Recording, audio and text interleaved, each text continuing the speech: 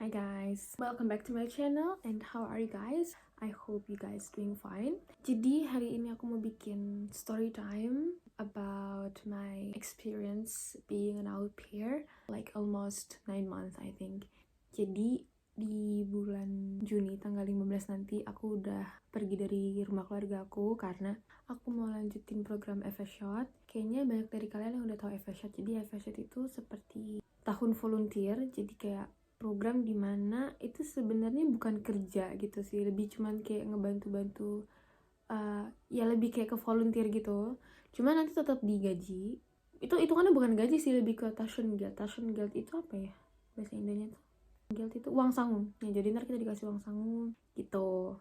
Ya intinya aku nanti bakal tanggal 15 dari rumah keluarga aku, dan aku mau cerita tentang pengalaman aku menjadi au pair di keluarga aku. Mei, Juni, 10 bulan sih. Iya 10 bulan. 10 bulan. Selama 10 bulan guys, bukan 9 bulan. Jadi aku mau cerita tentang keluarga aku dulu. Keluarga aku itu punya 5 anak. Yang aku urus itu cuma 2 anak terakhir. Jadi yang umurnya 4 sama 1 tahun kan. Minggu-minggu awal tuh kayak 1-2 minggu itu masih oke lah buat aku kan. Karena kayak aku masih perkenalan dengan semuanya. Kayak aku deketin semua anak-anak GF aku, terus aku juga baru masih ngenalin lingkungan rumah kan. Aku harus tanya sama GF aku kayak, ini cara pakainya ini gimana, ini cara pakai ini gimana. 1-3 minggu adalah momen dimana aku lebih ke menyesuaikan diri. Di situ aku belum bisa mengerjakan semuanya sendiri, apalagi nge-handle anak-anak. Aku belum bisa di situ karena buat aku itu butuh waktu sekitar 3 bulan untuk deket sama semuanya. Apalagi yang terakhir, Leni itu kan masih umur 1 tahun ya. Jadi kayak pertama kali dia lihat aku tuh dia yang kayak takut gitu, karena mereka juga pertama kali punya au pair. Jadi Leni juga kaget gitu loh, kayak ini pertama kali dia ketemu sama orang asing yang nanti bakal ngurusin dia, terus main sama dia gitu. Jadi itu juga susah buat Leni. I mean, kayak it's hard for her karena aku juga orang asing gitu kan. Siapa ini baru datang gitu. Awal-awal aku di sini itu masalah aku lebih ke aku sama Leni sih. Jadi kayak susah banget buat deket sama Leni karena dia kan juga anak bayi ya. Jadi yang gimana ya, anak bayi tuh susah gitu deketin dia. Cuman puji Tuhannya gas father aku sama gas muter aku tuh mereka tuh adalah orang-orang yang sangat cerdik. Gas father sama gas muter aku punya banyak ide gitu gimana biar caranya aku sama Leni bisa deket.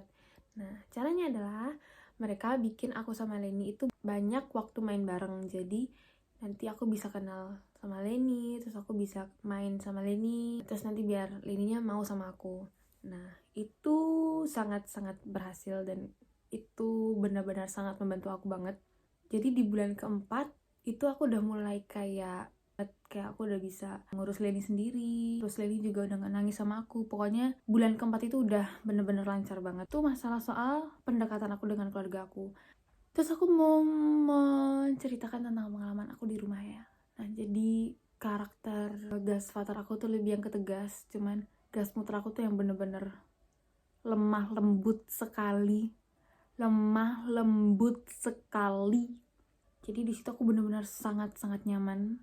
Especially mereka nganggep aku seperti anak sendiri. Ada di saat dimana kayak anaknya malah gak boleh makan sesuatu karena itu makanan buat aku, dan aku sebenarnya feeling bad banget. Jadi gini ceritanya, kan ada toast ya. Nah, jadi toast itu roti tawar. Nah roti tawar itu dibeli sebenarnya khusus buat aku sama GF aku kan. Mereka beli khusus buat aku.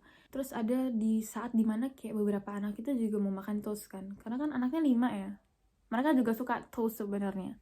Ada di momen dimana di saat mereka tuh juga pengen makan toast, tapi dilarang sama host parents aku karena itu toastnya buat Elin. Gimana aku nggak enak gitu, karena mereka ngomongnya depan aku. Jadi bayang-bayangannya seperti itu. Jadi kayak aku bener-bener bersyukur banget aku dapat family ini, karena juga nggak semua au pair dapat family yang baik, yang bener-bener tulus. Karena aku ada beberapa kenalan yang dapat gas family itu nggak baik gitu, kayak memperlakukan mereka kayak mereka kerja lebih dari jam yang seharusnya. Mereka harus kerja lebih banyak waktunya, mereka nggak boleh mandi, terus makanannya juga dibatasin. Jadi begitulah seputar keluarga aku, dan aku mau membahas soal pertemanan aku di sini bagaimana. Buat teman-teman yang penasaran aku dapat teman dari mana, aku dapat dari aplikasi. Karena sama dari kursus juga, aku ada dapat beberapa teman dari kursus yang kita hangout bareng. Cuman aku dapat satu temen deket aku di Deutschland, di Hamburg itu. Aku dapat dari aplikasi namanya Bumble. Jadi di Bumble ini kalian bisa cari pacar, kalian juga bisa cari sahabat. Aku download Bumble itu 1 bulan setelah aku di Jerman, karena kesempatan aku bertemu teman-teman dan membuat pertemanan itu lebih sedikit, karena kan aku nggak pergi ke university, terus aku juga nggak ada join komunitas, aku cuman ikut Dutch course. Dan ternyata di Dutch course itu tuh ternyata semuanya tuh lebih tua dari aku. Nah, jadi aku memutuskan untuk mendownload Bumble dan mencari teman di sana. Lingkungan yang nggak semuanya baik, cuman aku ketemu teman-teman yang lebih ke apa ya, open minded banget. Terus aku merasa diuntungkan berteman dengan teman-teman yang sekarang, karena kita tuh bisa banyak sharing gitu. Kayak aku sharing tentang kehidupan di Indonesia, terus dia juga sharing tentang kehidupan remaja di sini. Pas pertama kali aku mau ketemuan sama teman aku dari Bumble itu, gak semuter, aku sempet takut gitu, takutnya kayak itu scam atau gimana, kayak ini orang bohongan gitu. Nah, jadi dia benar-benar khawatir banget sama aku pas pertama kali aku mau ketemu teman dari Bumble. Jadi kayak pas aku udah ketemu sama teman aku dan itu beneran orang yang ada di foto, orang yang ada di profil di Bumble, bener-bener orang gitu, aku akhirnya selfie sama teman aku, terus aku kirim ke smuter aku. Kayak aku mau ngomongin soal cukup nggak sih Taschengeld jadi seorang au pair. Jawabannya adalah sangat cukup. Maaf yang ngomong lebay, karena itu yang bener-bener sangat cukup sekali, 280. Tapi kemarin aku dikasih Taschengeld sama keluarga aku 300, dan 300 itu benar-benar aku habiskan terserah apa aja yang mau aku beli, karena aku makan udah gak bayar, tidur di situ juga gak bayar, Dutch course aku juga gak bayar, Deutschland tiket aku mau kemana-mana juga gak bayar. Jadi 300 itu aku bisa beliin kayak aku pergi ke restoran atau aku pergi ke shopping. Itu sungguh-sungguh sangat cukup ya teman-teman. Cuman balik lagi ke keluarganya, karena ada juga nih, aku sebenarnya tuh kesel banget sih sama keluarga yang kayak gini. Jadi ada beberapa juga nih keluarga yang bener-bener yang kayak pelit. Jadi aku tuh join sebuah grup di Jerman, itu tuh isinya au pair semua. Nah, jadi di situ kayak mereka ada juga banyak gitu yang sharing tentang pengalaman mereka jadi au pair, lebih yang ke kayak curhat gitu sih. Misalnya kalau mereka lagi ada masalah, mereka curhat gitu kan ke grup, kayak uang makan tuh ternyata juga dihitung, dipotong gitu. Itu sebenarnya nggak harus, itu seharusnya tidak terjadi, karena harusnya seorang gas family itu harusnya memberi au pairnya makan secara gratis, seperti itu seharusnya. Kalau misalnya kita mendapatkan keluarga yang normal, 280 itu cukup. Dan yang terakhir aku mau membahas soal suka duka menjadi au pair. Sukanya tuh bener-bener banyak sih, karena kan aku nyampe sini tuh dari Indonesia ya, dan ini pertama kalinya aku keluar negeri. Jadi pertama kali aku datang ke sini, kayak aku melihat semuanya benar-benar baru di aku, dan itu membuat hati aku senang, lebih kayak excited gitu, kayak buat explore semuanya gitu. Karena kan aku juga melihat apa yang sebelumnya belum pernah aku lihat, kayak bangunan di sini, makanan di sini, orang-orang di sini gitu kan. Jadi pertama kali aku nyampe sini tuh bener-bener yang kayak seneng banget. Mungkin sukanya cuman itu sih, pokoknya lebih ke kayak sesuatu yang baru, dan itu menyenangkan bagi aku. Ya, tinggal di luar negeri itu enak sih, enak banget. Dan dukanya adalah, of course, yang pertama adalah homesick. Pastinya homesick. Jadi 1-2 bulan aku sungguh-sungguh masih menikmati kayak semua yang baru, semua yang aku lihat adalah baru, itu masih normal, dan aku belum kepikiran rumah. Terus keempat nih, di bulan keempat atau bulan kelima ya, bulan keempat atau bulan kelima itu aku sudah mulai merasakan kangen Jogja, karena kan dulu aku tinggal di Jogja. Aku sudah mulai kangen Jogja, terus aku kangen sama keluarga aku. Dan di situ aku di bulan keempat sampai bulan kelima itu aku masih menjalani hubungan sama ex boyfriend aku di Indonesia. Jadi di situ bener-bener aku kalau di situ nangis tuh bener-bener senangis-nangisnya. Dan pas gas muter aku tahu aku lagi kangen Indonesia, dia tuh bener-bener sweet sekali.